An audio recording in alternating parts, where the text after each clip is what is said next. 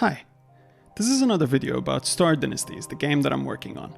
Star Dynasties is a procedural narrative strategy game.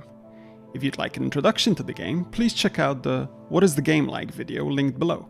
In today's video, we're going to be talking about combat. I'm going to be playing as the Sellers sector, this purplish-blue league here in the center of the map. Now the first thing to note about combat and militaries is that in Star Dynasties you don't manage individual ships moving around the map. In fact, as the leader or archon of a league, you don't really have a lot of control over the militaries of your empire. You have control over the militaries that are produced by your own home system. But when it comes to the rest of your empire, you're basically at the mercy of whether the rulers of those systems are loyal and will show up at a combat when you decide to attack a particular system or defend a particular system from attack. So what this boils down to is that in each system in your empire or those on your borders, there's a potential army that you could field, assuming that every one of your ruler and vassal leaders shows up.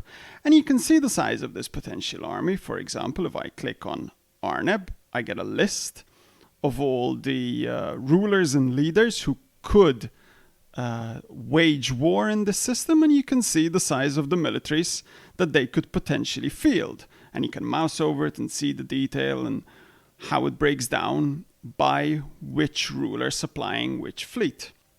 And there's also a convenient map mode that allows us to see in which systems I am going to have a strong presence if my vassals answer my call, and in which systems I am not. So taking a look here, we can see that inside my league, I'm pretty well defended over here. And even in these foreign systems bordering my league, my probability of victory is fairly decent. It's in the 60%, 63% zone. But here we can see that in this top right quadrant, things aren't so rosy. If I were to get into a war with this league, the combats probably wouldn't go in my favor. Now, I don't need to worry very much because this league is led by my son-in-law's father. So I'm pretty safe. It doesn't really matter that he could easily take these two systems. I'm politically safe. Now, let's take a look at an actual combat. Now, I happen to be at war with the best systems, this league here to the left of my territory. And what I'm going to do is I'm going to attack Alterf, this system on my borders. Now, if I bring up the overlay again, I can see that if all my vassals show up, and if all the forces of this league show up, I have a 60% chance of victory. I could look at the detail over here, but what I'm going to do is I'm going to go right ahead and attack. Okay, so the attack's going to start. Now, the way the attack works is that myself and the defender will alternate in drawing in allies into the combat until I, as the aggressor, decide we've had enough and start the attack. Now you'll notice that I'm attacking the leader of this vassal faction, that the system belongs to him, but I'm sure one of the first things he'll do is draw in allies from within his league. So let's get the combat started. In fact, the first thing he does is go straight to his master, the archon of this league, and he's asking her for help, and she's agreed. She's allying with him to defend Alterf from an attack by me. And she does seem to be having some problems marshalling everyone else. It seems that someone, we don't quite know who, has ignored her call to arms. So that's great for us. That's already that's less of the enemy that's going to be showing up at all turf to defend. Now it's my turn. And let's see what I can do. I could call my nearby rulers to arms. That would be the rulers that are in the personal part of my league. I could call them to arms. They're reasonably close to the system that we're attacking, so they should be supplying a considerable part of their militaries, and that would add 151 to my fleet size. You'll notice that right now, the only fleet of mine that's actually going to show up at Alterf is my personal militaries, which is traveling all the way from here, so I can't supply a huge amount of it. And on the defender side, there's the militaries of this vassal leader and the militaries of the Archon and her vassals. And you can see, of course, that right now, without me drawing in any allies, that puts me at a huge disadvantage.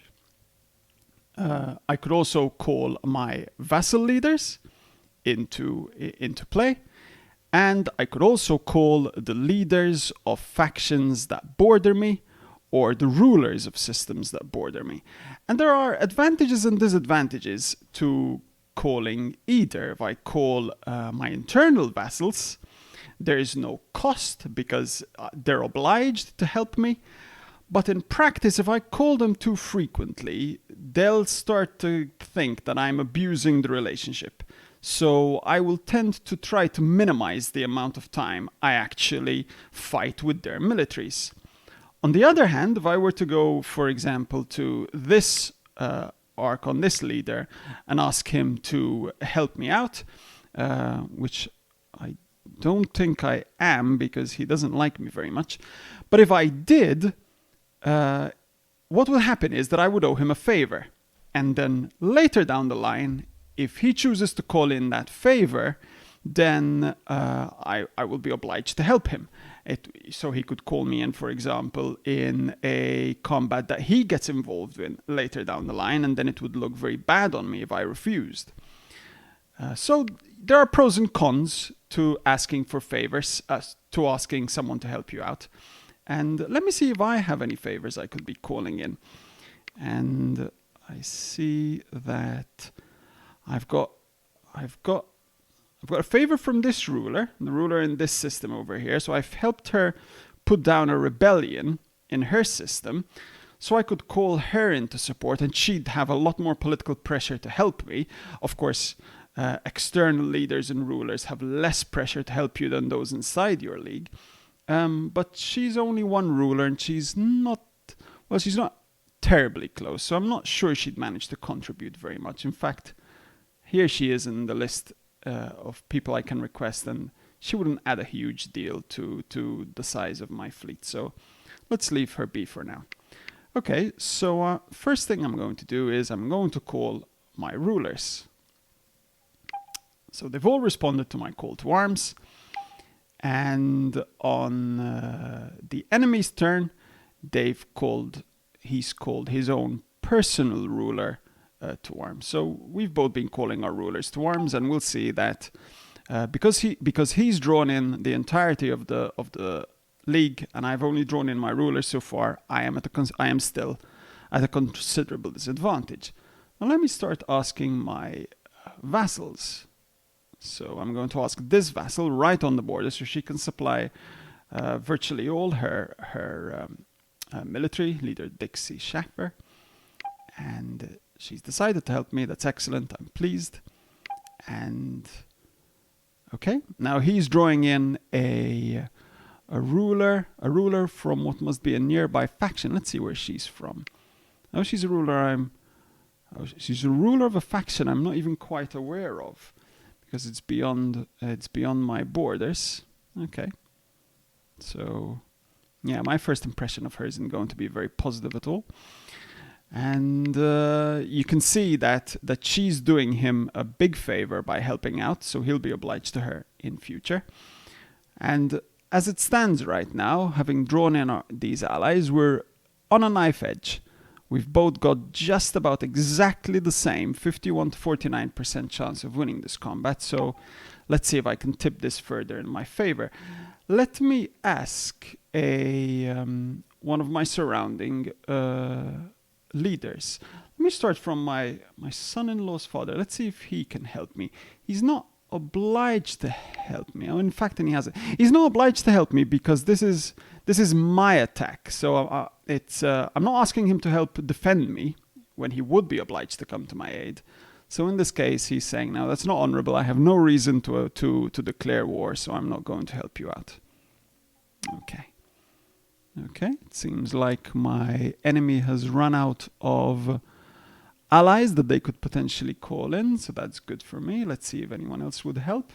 Let's ask this leader. Now you'll obviously see that a big part of combat is anticipating where skirmishes could happen, and trying to improve your relationships with those who could come to help. So for example, I've gone out of my way to try to make sure that this leader likes me more in previous turns. So I'm hoping that work will come to fruition here. And in fact, she is supporting me, doing me a favor.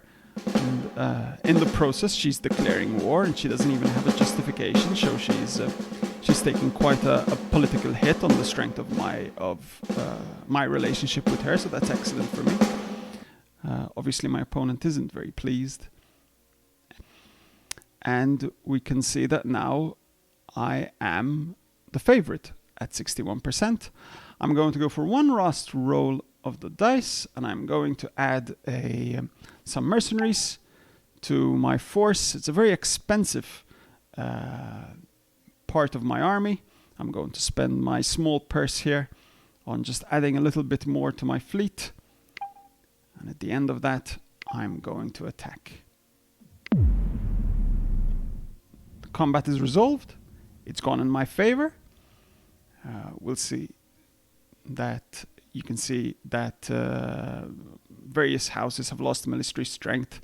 Alturf itself has had its economy damaged. I've gained some status from having been victorious, and my enemy has lost it. And I've conquered it. I've conquered Alturf. That's very good for me. I look very good. And now I need to figure out who I want to rule it. Now, I could leave the ruler I just conquered in power, the previous vassal leader of the best systems, but you can see he hasn't taken very kindly to the fact that I've just conquered his system, so it probably wouldn't be to my advantage to leave him as the ruler. Now, there's all sorts of candidates in my empire who I could appoint to it. But I can see that right at the top is a member of my house. She's the mother of my daughter, who I divorced earlier in this game. And I can see that if I give her the rule of this system, that wipes the slate clean between us in terms of my previous bad behavior. And because, even if she's not my wife anymore, she is kin through my daughter, so I think she'll be useful to me here as a ruler. So I've deposed the unfortunate loser. He's being replaced. I've raised her to power, and in the process I've atoned for the annulment of her marriage with me. And we've buried the hatchet. And now what's happened is that his previous ruler has become independent, or at least in this case, he's become a direct vassal of the Archon of the best systems. And I need to choose who's going to manage Alturf. Will I keep it for myself, or will I give it to this vassal leader who's right next to it? And it's actually to my advantage to give it to them, because I'm already quite a few vassals are reporting to me directly. I'm already taking penalties, so I'm going to give that to her. She's obviously pleased with me, and that improves her political status. And that's the end of the attack. It's been very successful for me. Okay, so I hope that was a good overview of combat in Star Dynasties. If you're interested to know more about the game, please follow me on Twitter or Facebook. And if you have any feedback or thoughts about this, please leave a comment. I would love to hear it. Thank you.